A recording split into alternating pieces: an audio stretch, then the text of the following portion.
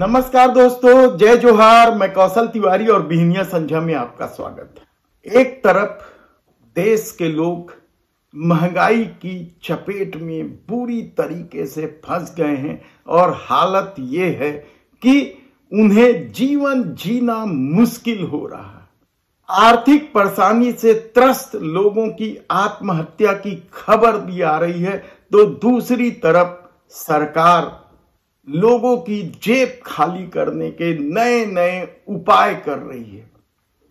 हैरानी की बात तो यह है कि इसके बाद भी सरकार चुनाव जीत जाती है। महाराष्ट्र इसका ताजा उदाहरण है।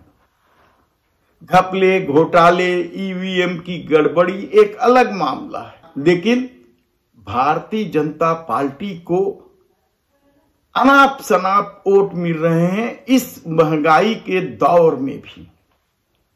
तब सरकार के हौसले इसलिए बुलंद होते जा रहे हैं और वह लोगों की जेब ढीली करने के नए नए उपाय कर रही है। केंद्र सरकार की तो अपनी योजना है कि कैसे लोगों के पाई पाई का हिसाब रखा जाए, और इसलिए अब पेन 2 लेकर आई है।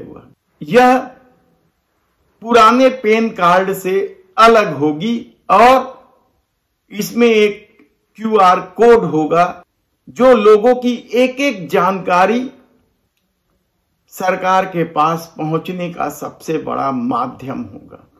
यह यूनिक कोड भी होगा, यह भी दावा किया जा रहा है, और इसके चलते लोगों के जेब भी ढीले होंगे। तो दूसरी तरफ छत्तीसगढ़ में बैठी डबल इंजन की सरकार ने भी लोगों की जेब ढीली करने का निर्णय ले लिया है। धान खरीदी में किस तरीके से खेल हो रहा है, बारदाने को लेकर, रकबा को लेकर और प्रति एकड़ खरीदी को लेकर, इस पर हम विस्तार से बात करेंगे। लेकिन अब नए रजिस्ट्रेशन का लोचा है जिससे 50 लाख लोगों को अपनी गाड़ियों के नंबर नए ढंग से रजिस्ट्रेशन कराने पड़ेंगे। उसमें भी उनकी जेब ढीली हो रही है। अब हम जो जानकारी दे रहे हैं वह बेहद ही चौंकाने वाली जानकारी है। सरकार एक तरफ महिलाओं का वोट हासिल करने 1000 रुपए दे रही है महतारी वंदन योजना के नाम पर, तो दूसरी तरफ उनसे कैसे वसूली की जाए इसकी भी रणनीति बना ली है, कहा जाए तो गलत नहीं होगा। और शायद यही वजह है कि अब ग्रामीण क्षेत्रों में पीने की पानी से भी पैसे बनाने की योजना सरकार बना चुकी है। हालांकि अभी योजना लागू नहीं हुई है, दावा आपत्ति मंगाए जा रहे हैं, लेकिन केंद्र सरकार की जो महत्वाकांक्षी योजना है जल जीवन मिशन, उसका क्या हाल है किसी से छिपा नहीं है। विधानसभा तक में मामला उठ चुका है। एक तरफ जल जीवन मिशन का काम आधा अधूरा पड़ा है, दिसंबर तक पूरा हो जाना था। पहले मार्च तक का डेडलाइन था, पूरा नहीं हुआ तो दिसंबर तक बढ़ा दिया गया, और दिसंबर में भी यह पूरा नहीं होगा। लेकिन योजना पूरा नहीं हुआ है और सरकार ने वसूली कैसे की जाएगी इसकी योजना बना ली है।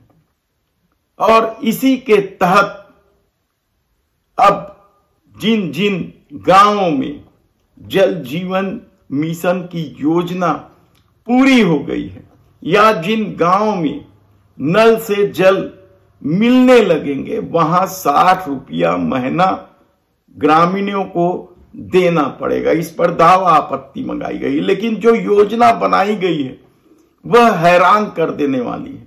यही नहीं, यदि आप शादी ब्याह के लिए या दूसरे सार्वजनिक कार्यक्रम के लिए टैंकर बुलाते हैं तो 1000 रुपए वसूली किया जाएगा, और यदि आप पानी की बर्बादी करते हैं या पानी का दुरुपयोग करते हैं, दूसरे कामों में उसका उपयोग करते हैं, तो आप पर जुर्माना भी लगाया जाएगा।